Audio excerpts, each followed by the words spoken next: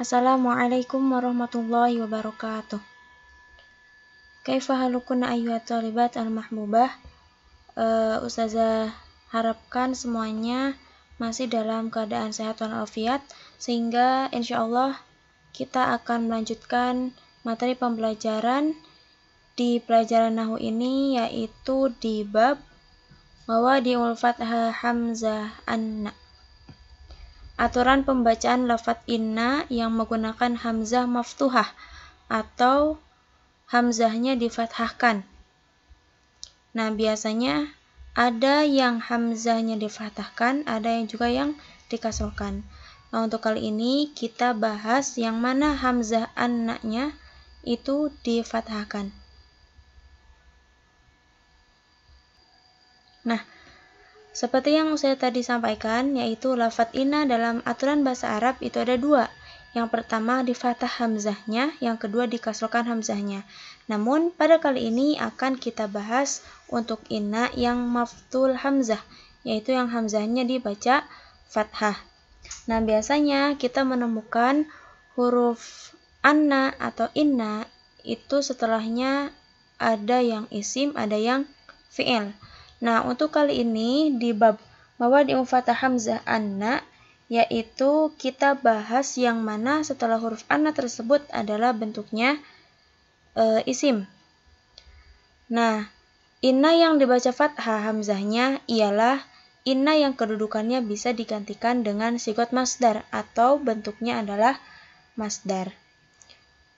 Huruf tidak berdiri sendiri alias akan sempurna apabila disatukan dengan isim maupun fi'il.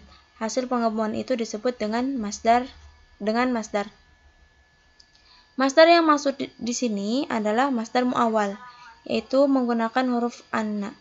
Masdar muawwal tersebut bisa dirubah menjadi masdar sharih. Nah, berarti sebelum kita ke contoh penggunaan anna tersebut, nanti kita bahas apa itu masdar muawwal dan apa itu masdar sharih. Nah, dan juga inna yang dapat digantikan dengan sigot masdar atau yang bentuknya masdar itu, yaitu inna yang berkedudukannya sebagai pertama dia bisa sebagai fa'il atau pelaku. Yang kedua, dia bisa dikatakan sebagai maf'ul bih atau objek sasaran. Yang ketiga, bisa juga dia berkedudukan sebagai naibul fa'il. Berarti sebelum huruf anna tersebut ada fi'il yang mana dia fi'il majhul. Nah, kemudian kedudukan yang keempat yaitu majrur biharfi jar. Jadi ada juga yang sebelum huruf anna tersebut adalah didahului oleh huruf harfu jar. Nah, sekarang kalau kita perhatikan pengertian dari masdar muawwal dan masdar sharih, itu yang pertama untuk masdar muawwal adalah susunan kalimat yang mana terdiri dari huruf anna atau inna, masdari plus atau setelahnya adalah jumlah ismiyah ataupun jumlah fi'liyah. Nah, untuk yang kita bahas di bab ini yaitu jumlah ismiyah. Kenapa? Karena setelah huruf anna tersebut adalah isim. Jadi kita tidak membahas yang jumlah fi'liyah dulu. Kita bahas yang jumlah ismiyah. Nah, jumlah tersebut dia tadi bisa dikatakan sebagai fa'il atau maf'ul bih, kemudian jar majrur atau naibul fa'il. Nah, kemudian untuk masdar sharih sendiri adalah masdar yang sudah jelas bentuk lafalnya. Contohnya misalkan dari kata fi'il madinya dhahaba yadhabu, yaitu masdar sharihnya dhahabut. Itu. Nah, kemudian nanti juga di dalam bab ini yang mana pertamanya sebuah jumlah kalimat dia menggunakan masdar muawwal, berarti ada anaknya sebelum jumlah ismiyah tersebut. Nah, kemudian bentuk jumlah tersebut nanti dirubah menggunakan masdar sharih, ya, atau berarti nantinya huruf anna tersebut dia dihilangkan. Nah, cara merubah masdar muawwal menjadi masdar sharih, langkahnya Yang pertama yaitu kita nanti membuang huruf anna atau inna. Nah, karena sekarang kita pembahasan tentang anna, hamzah anna maftuhah ya. Hamzahnya yang berharokat fathah, berarti nanti yang dibuang adalah huruf anna. Nah, kemudian setelah itu ambil bentuk masdar dari kata yang ditulis setelah huruf anna tersebut. Jadi kan nanti setelah huruf anna di situ ada isim. Nah, isim di sana dalam jumlah tersebut nanti kita ambil bentuk masdarnya ya, masdar sorih tadi dirubah ke masdar sorih. Nah, terakhir pindahkan domir ke belakang. Jadi nanti kita langsung saja ke bentuk contohnya seperti apa ya, biar lebih jelas lagi. Nah, sekarang kita contohkan. Sebenarnya di sana ada di buku contoh-contohnya banyak. Kalian nanti bisa buka buku Nahul Wadih di jilid 3 tersebut di bab tadi ya, mawadi wal fathah hamzah anna. Nah, di sini Ustazah contohkan yang semisal dengan contoh yang pertama, al-amsilah fi raqmil awal. Yasurruni annaka najihun. Di sini yasurruni ya, di sini ya-nya ketinggalan. Bukan sarruni tetapi yasurruni annaka najihun. Nah, di sini menggunakan masdar muawwal. Jadi setelah anna itu ada isim. Isimnya di sini merupakan domir ya. Domir muttasil, yang mana domirnya nyambung. Nah, kemudian bagaimana cara merubahnya? Yang pertama, kita buang huruf anna di sana. Ya, setelah yasurruni, kemudian sebelum huruf domir anta, di sana ada anna. Nanti si anna itu dihilangkan. Kemudian ambil bentuk masdar dari kata najihun, yaitu najahun. Pindahkan domirnya ke belakang. Domir yang mana? Nah, domir yang anta tadi, yang ka. Ya, anta. Jadinya, yasurruni najahuka. Ini sudah berubah menjadi masdar yang sorih. Ya, yang tadinya masdar muawwal menggunakan annaka najihun, kemudian kita rubah menjadi masdar sorih, jadinya yasurruni najahuka. Nah, si domir ka di sana atau domir anta dipindah ke belakang, di belakang si masdar sorih tersebut. Yang tadinya kalau kita ambil dari fiil berarti najahayan jahu ya, najihun masdar sorihnya najahun.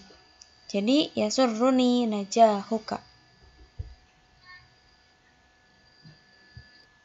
Nah, di sini Ustazah lampirkan juga ya contoh-contoh yang tadi Ustazah sempat singgung, bahwa di fathah hamzah anna al-amsilah di sini ada 8 poin atau ada 8 nomor. Nah, yang mana setiap 2 poin ya. 2 poin di sana itu tadi. Jadi setelah masdar ada fa'il, kedudukan sebagai fa'il, ada yang kedudukannya sebagai maf'ul bih, ada yang kedudukannya sebagai naibul fa'il, dan ada yang kedudukannya sebagai jar majrur. Nah, untuk kolom yang pertama, ya, dari nomor 1 sampai 8, di bagian awal, nah itu semuanya menggunakan masdar muawwal. Ada annaka, annal gubaro, annal qomaro, annal kitoro, annan najihah, terus annasariko. Nah, di sana kan semuanya berharokat fathah, karena setelah an itu harokatnya fathah, mansub. Nah, kemudian di kolom yang kedua, berarti yang sampingnya dari 1 sampai 8, itu dia sudah dirubah si masdarnya menjadi masdar sorih. Yasurruni ito atuk, yu'limuni kasratul kubar. Ya, perhatikan di sana ada berbagai macam masdar yang dirubah. Nah, sebenarnya untuk di bab ini kita hanya membahas di kedudukan ya, tadi kedudukan hamzah yang berharokat fathah tadi, anna. Nah, ternyata untuk pembuktiannya baru kita ambil contoh di sini, ambil yang mana dia dirubah. Yang tadinya dia masdar muawwal menjadi masdar sorry. Sebenarnya dua-duanya bisa kita pakai atau kita gunakan dalam sehari-hari ya. Mungkin percakapan atau ketika bertanya atau ketika menyatakan sesuatu. Ini dua-duanya bisa digunakan. Hanya mungkin perbedaannya ya tadi. Ada yang menggunakan masdar mu'awwal, ada yang menggunakan masdar sorry. Untuk artinya sama saja. Yasuruni annaka muti'un, yasuruni ita'atuk. Kamu telah membahagiakanku dengan ketaatanmu. Ya, jadi saya itu bahagia karena kamu itu orangnya taat gitu. Karena ketaatanmu saya menjadi bahagia gitu. Saya berarti dibahagiakan oleh kamu dengan ketaatan kamu sendiri. Nah, maksudnya seperti itu. Nah, dilihat juga di sana ada nomor 4 dan nomor 5. Nomor 5 dan nomor 6 di sana awalnya menggunakan fi'il majhul, zunna dan urifa. Nah, berarti setelah zunna itu kan otomatis dia naibul fa'il. Anna natijata itu dia naibul fa'il. An-nasariqo juga naibul fa'il. Hanya saja kedudukannya memang naibul fa'il, tetapi dia sebagai masdar. Masdar mu'awwal tadi. Terus nomor 7 dan nomor 8 di sana setelah fi'il ada harfu jar ya, ada li'annahu, ada li-nya. Kemudian yang nomor 8 ada fi. Nah, berarti dia nanti susunan kedudukannya sebagai jar majrur. Ya, seperti itu. Nah, sebenarnya untuk pembahasan kali ini tadi Ustazah belum menjelaskan secara detailnya seperti apa yang kedudukannya sebagai fa'il, seperti apa yang kedudukannya sebagai maf'ul bih, sebagai naibul fa'il dan jar majrur. Mungkin nanti kita insyaallah bahas di yang pertemuan selanjutnya. Nah, semoga yang saya sampaikan kali ini kalian bisa cerna sedikit demi sedikit ya. Jadi, walaupun enggak banyak, setidaknya apa yang saya jelaskan boleh kalian putar ulang-ulang dan bikin-bikin contoh sendiri ya. Nanti disesuaikan dengan buku Nahwu yang kalian pegang, Nahwul Wadhi bab 3. Di sini kan sebenarnya ada qawaidnya. Nah, qawaidnya pun itu sama saja penjelasannya yang seperti saya tadi jelaskan. Masdarul hal, masdar mu'awwal itu apa? Kemudian masdar sorry itu apa? Terus kapan terjadinya masdar mu'awwal, kedudukannya sebagai apa aja? Nah, itu dijelaskan di qaidahnya. Dan di sini kan al-bahsu juga dia banyak, nggak mungkin saya jelaskan semuanya ya. Yang pasti setidaknya kalian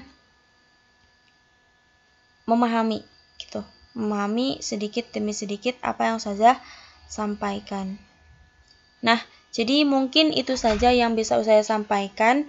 Semoga bisa diambil manfaatnya umumnya buat kita semua dan khususnya juga bagi ustazah yang masih belajar juga. Barakallahu fiik. Syukran. Wassalamualaikum warahmatullahi wabarakatuh.